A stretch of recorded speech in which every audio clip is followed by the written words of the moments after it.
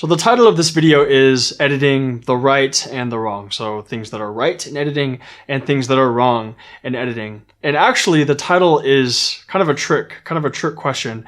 There is no right or wrong in editing. And that's the purpose of this video, is to explain that however you edit your photo is 100% okay, as long as you can explain, why you edited it that way. Or maybe you can't explain why you edited it that way, but you were just inclined to edit the photo that way.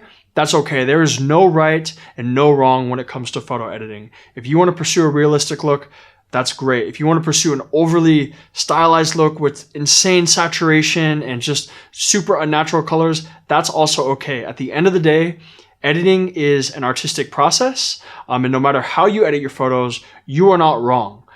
Certain edits might look better to the majority of people out there, but that doesn't mean that if you don't edit for the masses, that your photo is wrong. So just think about that moving forward. No matter what you do, it's totally fine.